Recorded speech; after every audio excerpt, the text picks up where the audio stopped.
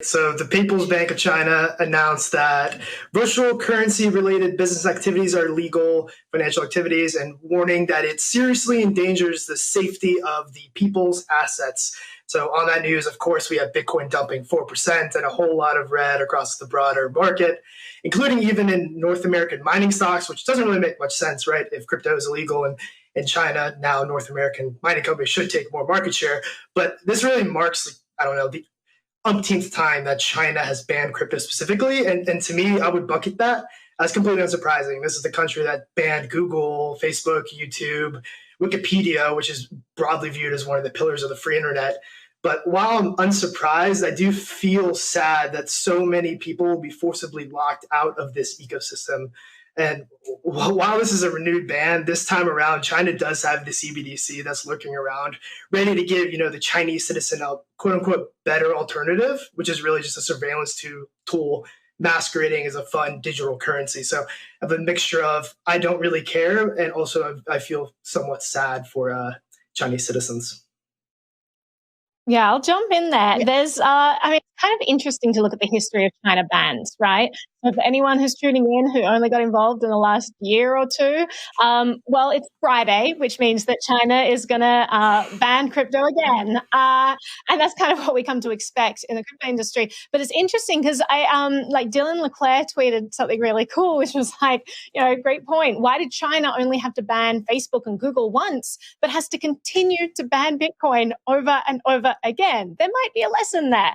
And really the point that he's putting out there is when you have a centralized agency, sure, you can shut down a server. It's super easy. You flip a switch. But Bitcoin has been banned so many times in China and people there still use it, right? Because this is an uncensorable money. And sure, they can make it a lot harder for people to get involved with this. They can put up all kinds of firewalls and block certain services, but there are always technological workarounds and they're always being developed. So, this isn't the end of Bitcoin in China at all.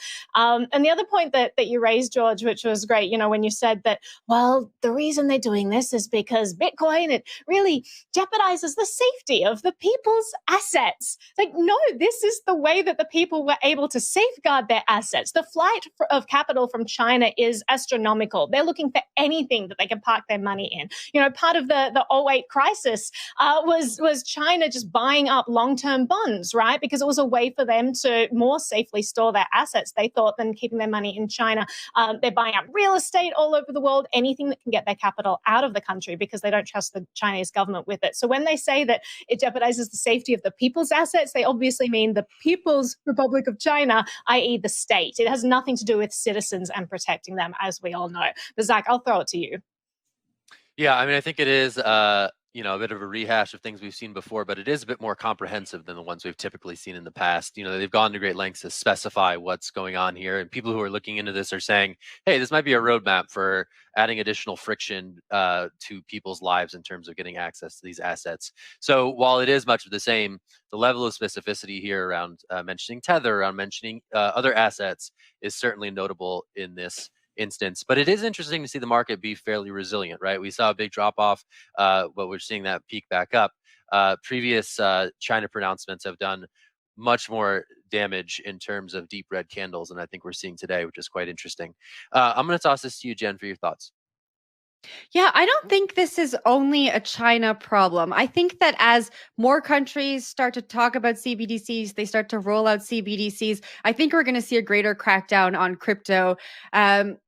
To really push the narrative behind CBDCs. You mentioned, George, that these are really a surveillance tool that are implemented by the government. And if the government makes something illegal, many people, they don't want to do anything illegal. They don't want to end up in jail. They don't want to end up getting a fine. And so it deters people from participating in this this free financial system. And so I think we're going to see a lot more of this happen around the world. And I think having conversations like these are so important so that people know that they can still access crypto, even if it's deemed illegal by the government. There is still an alternative to CBDCs.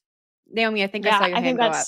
Yeah, it's such a great point, and I'm glad you mentioned that. And Lena Zeicher actually mentioned on Twitter, she said, if you sell your Bitcoin because an authoritarian government doesn't like it, you don't understand Bitcoin. Bitcoin was never going to be something that governments embrace. Sure, if they're dollarized and they don't have a central bank to protect, like El Salvador, then they might embrace this because the alternative, is America inflating away your savings of your country. But most governments do have a central bank, and they're going to protect that at all costs because it's how they pay for everything on their wish list. It's how they inflate away the savings of all the citizens. It's how they maintain control, because when you control the money supply, you basically control everything in society. So this is not the last we've seen of governments cracking down, but it should be a good signal to people that, this is exactly why Bitcoin was created.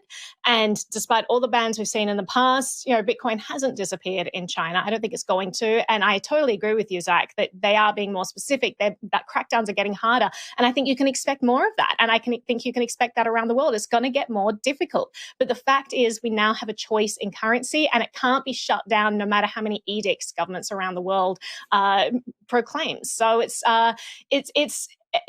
both a scary time with these crackdowns, but it's also a thrilling time because we get to see in real time a complete paradigm shift in society. But George, I'll throw it to you. I saw your hand go up.